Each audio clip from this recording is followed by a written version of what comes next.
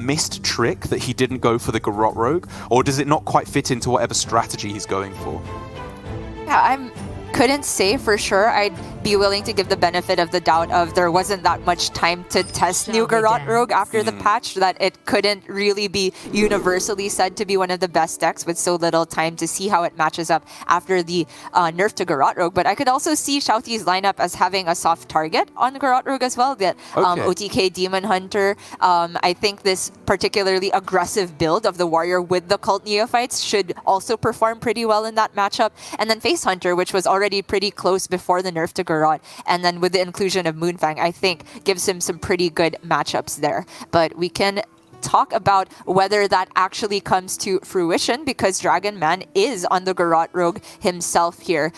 With a pretty uninspired starting hand, I'd like to see all of this mulliganed away, whereas for Xiaoti, completely agree with the keep on the Spectral side. And the more and more I see skilled Demon Hunter players in the mulligan, they're willing to just keep a tradable card, no matter what it is. As long as you can spend that 1 mana to draw a card, it can complete quests. But Dragon Man's actually keeping Prep and Cutlass. Right. I mean, Cutlass I can understand. You trade it, it reduces some of your key spells like Swindle and Shroud of Concealment. But Prep is a brave keep, I'm going to say, with a big risk-reward factor. And again, for Dragon Man, the risks he's taking keep paying off. I don't necessarily want to say that makes them correct, but it definitely starts to imply that when you see it happen time and again, that these risky Garrote Rogue plays are giving him more percentage.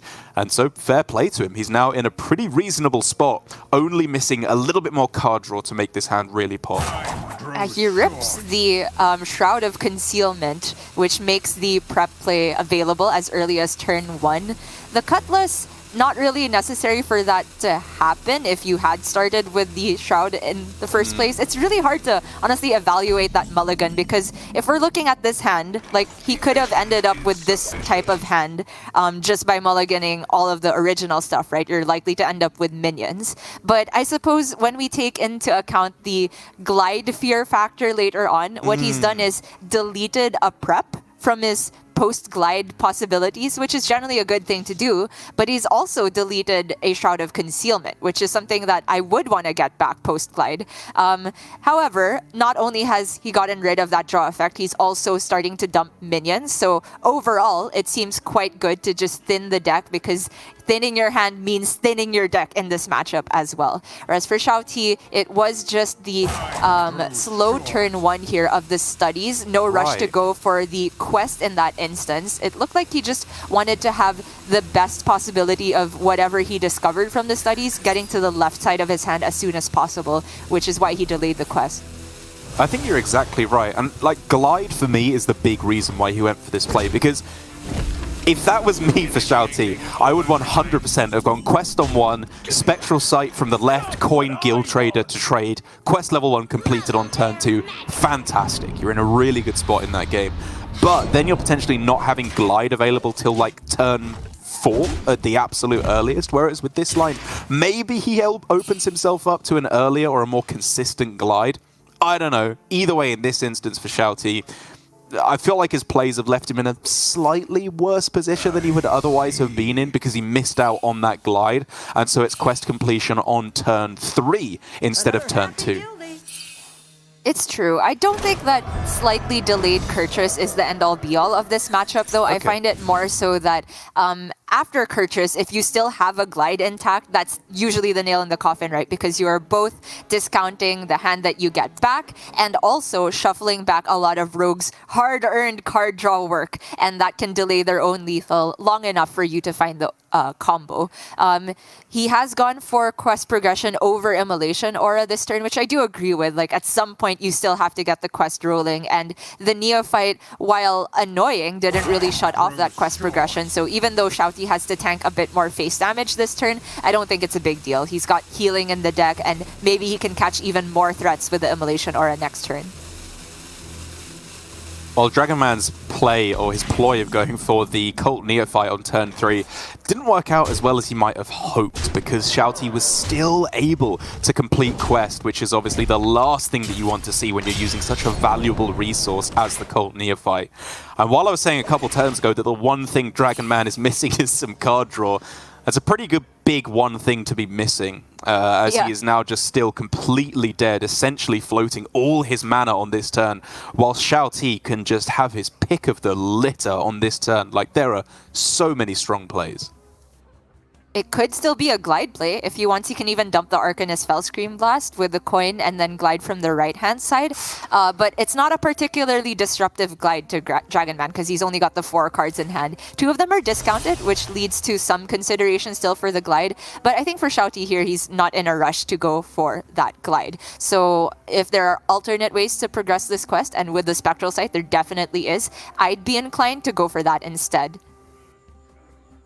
So how exactly are we doing the quest with this Spectral Sight? Because you can go Spectral Sight double jump, but the Crimson Sigil Runner is still not outcast in that situation. So I don't think it's guaranteed necessarily to give you quest progression here. Oh no, apologies, because the double jump first. Yes, sorry, right. It does give him guaranteed quest progression. Yeah, well, there was the double jump option, and I was also looking at potentially even Immo coin Sigil from the left and get that out of the way. Not that you are trying to truly unlock the glide from the left because Il'gynoth would still be there, but I am concerned about whether the Sigil Runner can actually get value, and I thought the double jump maybe being saved for the other glide on a later turn could make more sense. But in the grand scheme of things, Xiaoti is just so far ahead because Dragon Man has not found any further shrouds or swindles or field contact or secret passage. It is essentially just another past turn here, and Xiaoti can play with his food, honestly. Yeah, that's so true. And I guess, weirdly enough, this is one of the other reasons why the prep keep was maybe so debatable for Dragon Man, because he got the good outcome, right? Like, his was the best possible situation where you find a spell to go with that in either Swindle or Shroud of Concealment.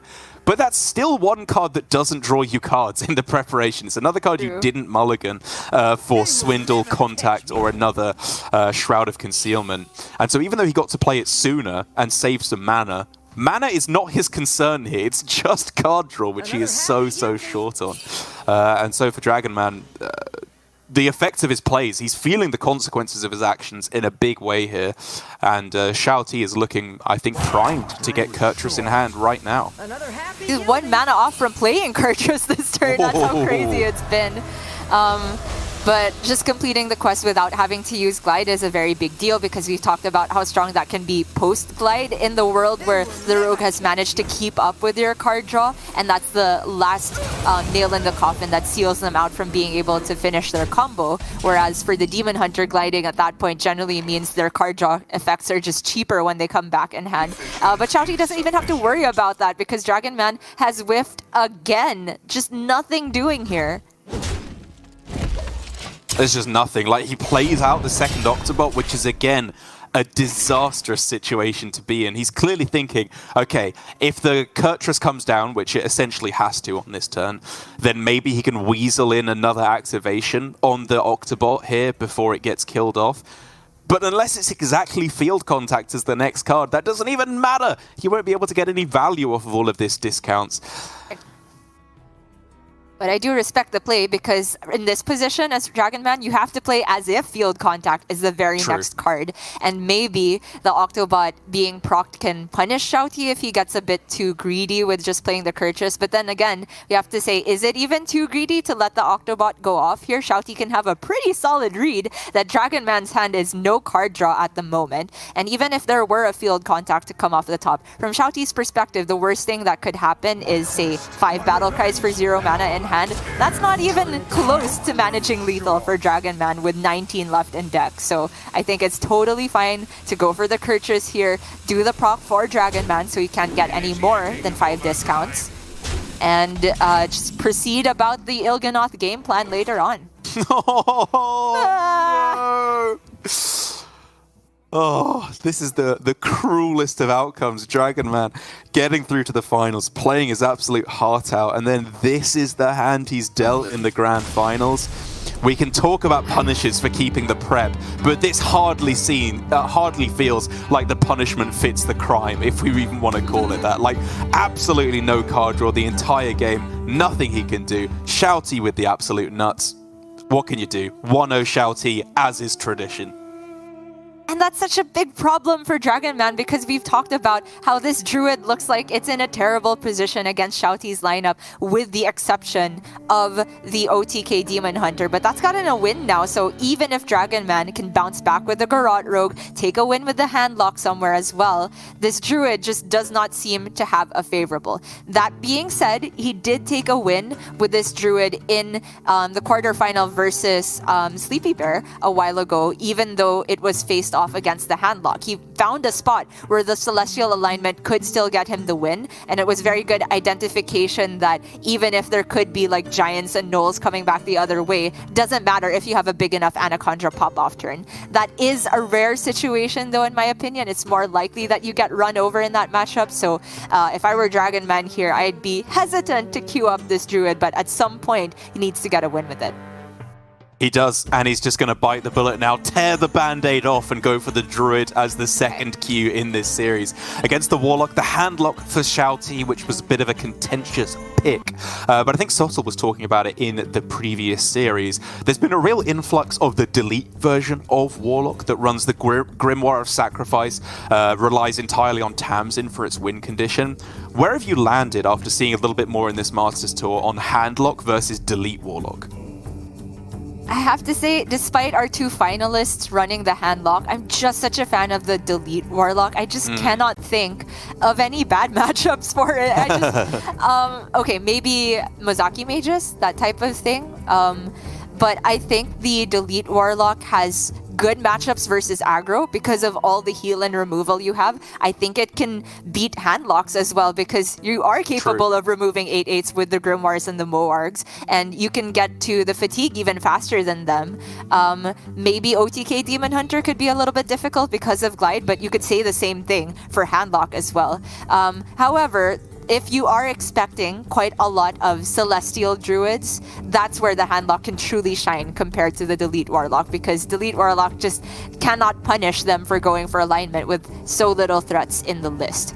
So we'll see for Dragon Man if he is able to replicate the win he got in the unfavorable a while ago. The key in that matchup was not going for alignment until he knew that he had Anaconda with all of the supporting actors as well. He had card draw, he had minion generation right off the bat. Just Anaconda by herself is not the way to beat Handlock, I think.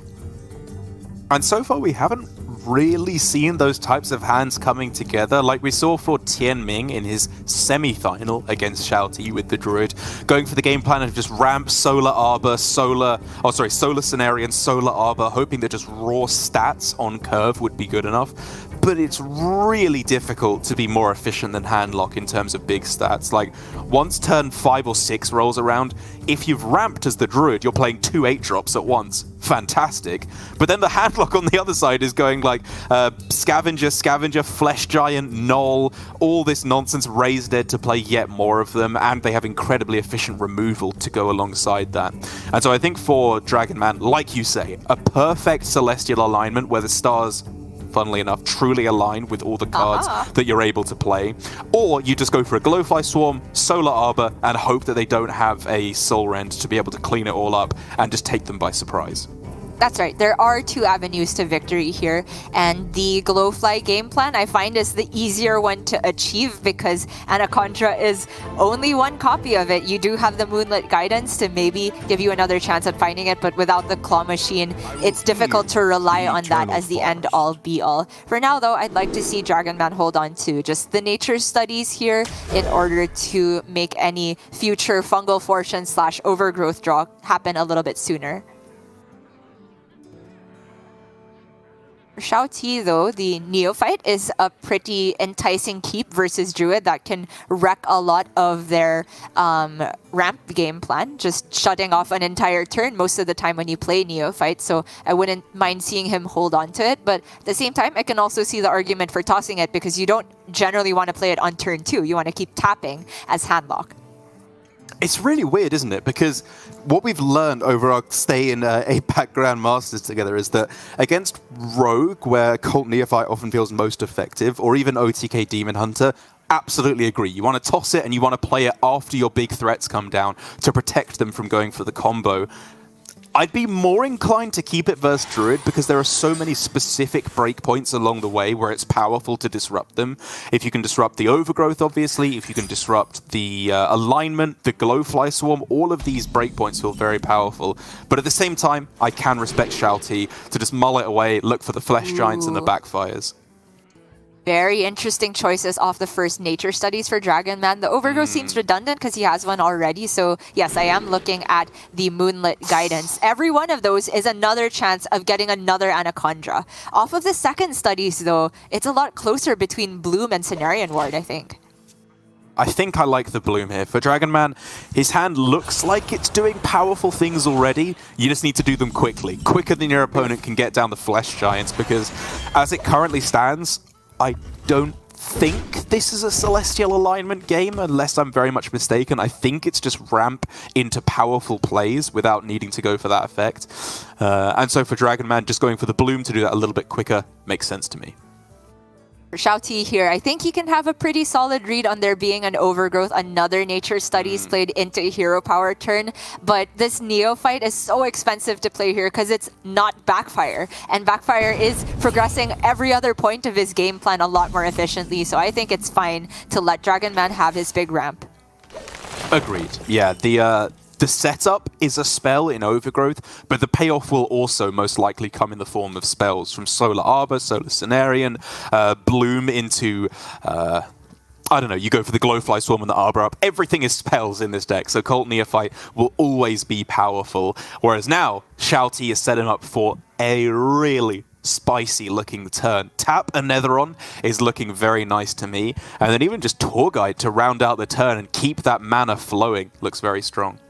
Yeah, I definitely like the sound of that curve, and with no other minions played, even if Dragon Man manages to remove the Anetheron, you just raise that straight back, and that's yet another threat even before alignment comes into play. The raise dads are cheapening the Giant, the Tour Guide taps are cheapening the Giant, the quest progression is cheapening the Giant. It's just a ticking time bomb for Dragon Man here. How much can he actually afford to take in terms of damage before he can get a Glowfly on board? It's not even in hand, and the Moonlit Guidance needs to find that or Anaconda, or else I think he's in big trouble.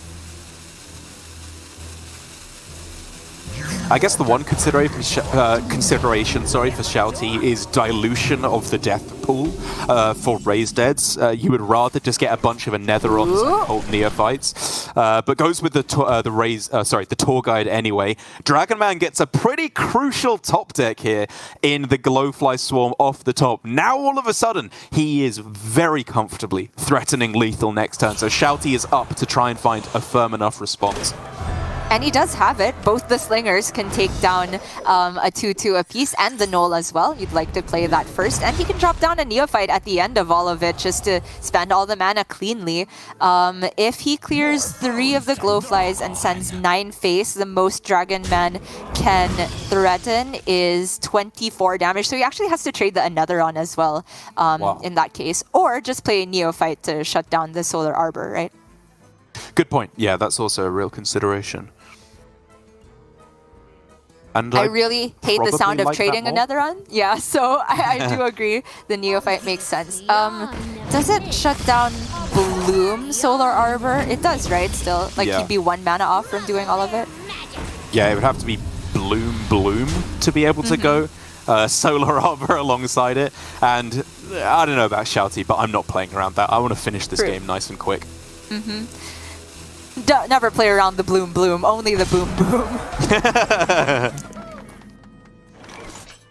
Okay, well, this is a bit of a disaster for Dragon Man. The Neophyte single-handedly shutting down his prospects. The Lightning Bloom can take him up to 8 mana, but Solar Arbor costs 9 at the moment. So is there a world where it's just Arbor up and take a couple trades? I mean, what else are you doing on this turn otherwise? If you go Moonlit Guidance, you don't have Owls in the deck, you don't have Nulls in the deck, there's no really good outcomes on this turn.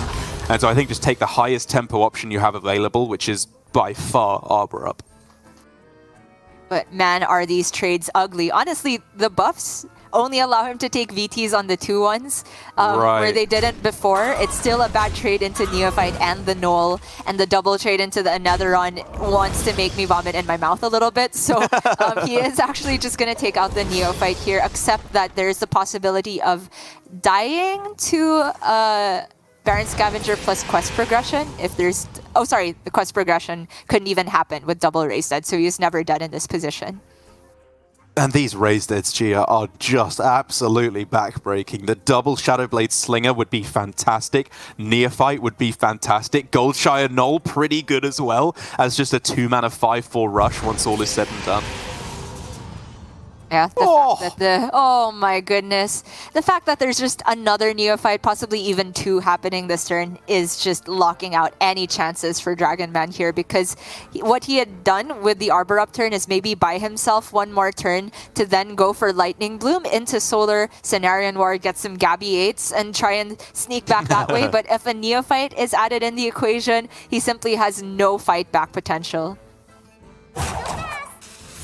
As always, Shouty taking it nice and slow here. No need to rush things because, as we can see, he just has the absolute nuttiest hand you could get. Giant. He can go giant double slinger. He can go null giant slinger.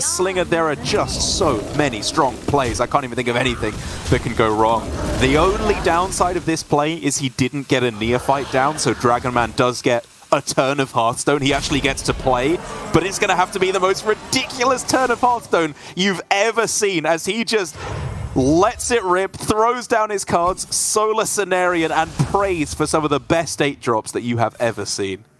Like Turalian, can you survive that way? Jace is a whiff, and that bird is definitely a whiff. Shouty up 2-0 in the blink of an eye! It's just what he does, Gia. It's how it works. You can't argue, okay? Shouty starts 2-0. Maybe then we can see a comeback for Dragonman, but honestly, based on this Masters Tour so far, I just don't see that happening, right? We've already seen, I think, this exact matchup in the final round of Swiss, where both players were 7-0. Shouty just destroyed Dragonman in that instance. We saw Shouty versus Tianming, destroyed him. Shouty versus Fury, was it at the start of the day? It was close, but Shouty still ended up taking it. Like, he's just on another level. He's not making mistakes, and he's just destroying his opponents with what I have to say, his real benefit, his real secret tech this tournament has just been better decks than everyone else. You called him a Terminator, Derek. I think we found out what the T in Shouty stands for. He's the little Terminator. That's what Xiao means, right? Oh my goodness. Nothing can stop this man. It's just been back-to-back insane performances, clean play, good draws, but he's made sure to make the most out of them at every single juncture. And it comes down now to his build of the Quest Warrior, which I have made no secret of. I'm such a big fan. I've always looked at these lists of Quest Warrior and wondered, why is there a Rancor in here? Why is there so much anti-aggro tech when you're supposed to be the aggro deck and you would rather just have more consistency with your threats? Shouty has thrown all of that unnecessary stuff out the window here. He is doubling down on the curve. He's got the Cult Neophytes, he's got the Ratchet Privateers, he's gone maximum pirate package here. And I think it served him so well throughout the entire tournament. Gone 8-0 in Swiss, well on his way to breaking the Swiss curse. And I think this list is going to be especially punishing to the Druid once again from Dragonman. I mean, all you need to know about this deck, if it can boost relegated Grandmaster Lambie series to rank 1 legend, you know it's a pretty good Hearthstone deck. And the Cult Neophytes, I fully agree, perfectly teched for this tournament, and just ladder as well. I think players honestly were just distracted by the flashy new toys that came with the mini set and forgot of the raw power of Cult Neophyte. When there's rogues, warlocks, demon hunters, mages, all of that goodness still in the metagame, this card is absolutely king. And Shouty, with only his Quest Warrior left, I think he's in a great spot. It's going to be Dragonman lining up the Druid, first of all, to try and get some kind of a chance of winning on this Druid. But I just don't see that happening. You couldn't tech this deck to be better against Druid if you tried. Yeah, I would agree. Maybe removing the Barov, but even then, the Barov is like your counterplay to a nutty Anaconda turn if they can even get to that point. And that is highly debatable because there is so much curve potential. Just minions, that's the weakness of ramp druids. People playing minions on curve. So if I had to devise the perfect hand for Dragon Man here, it would probably involve like a turn 3, turn 2 Glowfly Swarm. But even then, that kind of dies to like cannonballs being fired. Right. It dies to Foxtail freebooters and just weapon swings. So it's gonna be an uphill climb for sure. Just look at that hand for Shao-Ti pre-mulligan, and it's already the absolute turbo nuts. You have 1, 2, 3, weapon in hand, swing in face, quest online not soon after. Dragon Man needs a nutty hand to be able to fight back against this, and Anaconda can provide those miracles, as we've seen many a time, but he needs a lot of card draw to go along with that, or a very early Celestial alignment. Oh wow, he snap picked it. Honestly, I was already looking at bailing and taking the Mark of the Wild, or was it Mark of Nature? I mean, he could turbo out Anaconda and just turn her into a big taunt. Maybe that's a way to victory. I don't quite believe in the alignment, but Dragonman has had a lot of games on this compared to me for sure. So he is dreaming bigger. Fair play. I hope he can survive to the point where that's playable. Ooh, Shouty. I wonder how much of a read he can have here, again, on that overgrowth. If he does go for the Cult Neophyte, it means that he cannot get quest completion on turn 3. Not necessarily the biggest of deals, because the weapon does not help him out that much. But at the same time, it would be nice just to start swinging with it and buffing the attack of the minions he has in hand. Very close decision, but is there a world where you can just math it out? If you play Cult Neophyte this turn, it is guaranteeing that there's no big ramp. It's guaranteeing that any possibility of alignment is one whole turn later. And in that meantime, you're pushing 5 damage. I quite like the Neophyte choice, honestly, but it's very close. It's very close, and Dragon Man, Gia, as I see it, he's got one game plan coming together, right? It's alignment, dead turn, and then you pop the heck off and just pray that Anaconda, Cenarian Ward, maybe a Solar, maybe a Nourish off the top can get you there. Is the Druid, the Achilles heel of his lineup, gonna be his saving grace now? I mean, this is the hand. This had to be the quality of draw for Dragon Man. Now, Shao-Ti has Anchorman as a very big card to play as a response to the alignment, but it's not a 2-turn lethal, and we've seen from Dragon Man before just what he can do when he is given the Anaconda. It's still lacking a little bit of ramp to make this perfect, I suppose. But Anaconda will make the ward and the Nourish cost 0. So you could also just say the Nourish is good enough and you'd rather have card draw from this point. That is, however, if he's not just literally dead on the following turn, which as it currently stands, he is! Yes, Shouty with lethal on board, Dragon Man unable to do it, which means in Masters Tour Undercity, it's Shouty, but big W, taking down the tournament with another 3-0. One of the strongest players from China for many, many years now. Friend and practice partner to some of the greatest players across Hearthstone's history. And now it's finally his time to shine. The entire world gets to see how good he is with just one of the most dominant final days of Hearthstone I've ever seen. I'm speechless, Sarah. It's not 2-turn lethal. It is 2-turn lethal. It is always 2-turn lethal when it's Shouty on the other side. In the blink of an eye, the fastest final I think we have ever seen in any major tournament in Hearthstone. Not even making it look close. Honestly, Dragon Man, if he had queued up his other decks, I think we could have taken it to a longer series, but fair play to him. He knows that the Druid is the problem point of the lineup in this matchup. He tried to get the win as early as possible. He tried and failed though, because Shouti's lineup was just bulletproof. He is our Masters Tour Undercity champion. I'm just so happy. Shouty's been doing it for so long now. Like I said, he's been tinkering, improving some of the best deck lists in the format for so long now. And I think, again, through no real fault of the scene, just because the insular nature of the Chinese Hearthstone community compared to the rest of the world. I don't think he's got the recognition he deserves, but I really hope he remains one of the standout names from the Chinese region, because while we talk about Lee, XC, some of the real standouts in terms of their win rates over the course of this year, I think if we look at just opinions, like how we feel about his play, it just feels like Shouty is on another level. He's so good at Hearthstone, and is such a deserving champion. There it is, Shouty, the winner of Masters Tour Undercity, as Dragonman does what many APAC players have done before him. Tried their best, came close, but ultimately, Gia, we're gonna have to wait till next year before maybe we can crown an APAC MT champion. But Dragonman does walk away with some pretty good consolation, pending official confirmation, enough points to make it into APAC Grandmasters, and that, I would say, is a very worthy reward as well. But Shouty, we talked about it, the lineup was there, the play was there, and I completely expect Ladder to be infested with his exact list of the Warrior, because it just seemed a cut above everybody else in the Masters Tour. And we've just gotten word that we can also take a look at just how the points have shaped up for Grandmasters promotion at the end of all this action. Despite us having yet another champion from the Chinese region, their points are not really relevant to Grandmasters. We are only looking at APAC, Americas, and EU. And Dragonman, with this finals performance, catapults himself above the rest of the field, almost twice as many points as his second highest competitor.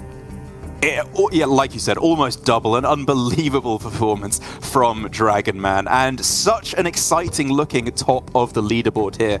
We can't say for certain exactly how many spots are going to be open for Asia Pacific due to announcements of retirements. Obviously nothing is, I think, set in stone quite yet, so we don't want to say for certain. But for Dragonman, Mighty Trahezen probably coming back, and Dol Gallery, as well. It's just a very exciting addition to Grandmasters. Dragonman, like I was saying, I think has got a lot of friends in the APAC Hearthstone community, specifically within Grandmasters, which would make him a great spot. And Mighty, I want to highlight as well, our first Indian Grandmaster is such a cool thing to see for a very underrepresented region in Hearthstone esports. But then moving on to Europe, Fury Hunter, top of the leaderboard with an unassailable 35 points. I'm so happy that my man is getting his time to shine.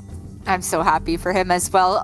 Going all the way back to talking about his rivalry with Shouty, I even forgot about how early it was that Fury Hunter was already in the scene and grinding, and finally the fruits of his labor have come to the forefront here this year in the Hearthstone Masters Tour system. He'll be joining us in Grandmasters alongside Floki, very likely with the re-promotion. Superfake, I think, has gotten a lot of new fans as well, and then Gruzen, the kind of Cinderella story of a relative unknown in one of his first few Masters Tour, making it all the way to GM. But over in Americas as well, it is all aboard the pun train. Fans of the Pony Dojo know that it was originally a practice group formed to help Pun hone his skills, and he has finally made it into America's Grandmaster as the top seed, no less. Super happy for Pun, but for me personally, I've got to give a shout out to Pasco. He's just one of the friendliest, nicest people I've met in a very long time. Such a genuine person, and you can really feel his passion for Hearthstone. It was, I think, news to him when he found out he qualified to Grandmasters as much as everyone else, because he tweeted out that he'd been at the beach the entire day yesterday before he found out that he'd got his spot in Grandmasters. But what better of a way to celebrate is there, as Kayla's Luna re-qualifies through to Grandmasters, and then Leandro Leal as well. I believe another Brazilian Grandmaster getting their spot there, which just further bolsters one of the better regions that we have in the Americas region, and is just further cause for celebration in what has been a fantastic day for Hearthstone. We've had card reveals, great play, a super swift final day as well, which makes back-to-back semi-finals and finals a little bit more palatable for me, and just a great time all around for me. It's been a great year of Hearthstone, Derek. This was our last Masters Tour, the sixth and final one, the last chance for players to earn their points. So those standings, pending any miscalculations, are final now. Of course, we need to get official confirmation on just how many slots are available. But like you said, it's at minimum 4, and then more depending on how the retirement announcements get confirmed. But there is still a lot pending and up in the air. I know that our viewers, I know that our competitors fans have been waiting with bated breath as to what exactly is going to be the plan for next year, for 2022 and beyond. And we can share some happy news that we have an announcement of an announcement. The competitive format for next year will be shared at the World Championship, December 18th to 19th. So you can tune in not only to see who will be the champion of the entire year, but just how you can be a part of next year's competitive ecosystem. Yeah, it will all be revealed there, and I think everyone will be very excited to see what the Hearthstone esports team has been cooking up, and just also such a perfect celebration of the year in Hearthstone, which I think has just been such a source of excitement and happiness for all through what has been a tough year. But to round things out on December 18th, 19th, like you said, that's going to be APAC's time to shine, Gia. Then we're going to bring it home. Back to back, Glory, Possessi coming in hot. I believe in them to get it done where they weren't able to do so in the Masters Tours. But congratulations again to Xiaoti on his victory. I hope he shall be very happy with himself, very proud of himself, and celebrating appropriately his victory. Thank you for watching from everyone casting, all the production, all the players, and ourselves from Gia and myself. We'll see you at the grand finals of the Hearthstone World Championship on December 18th.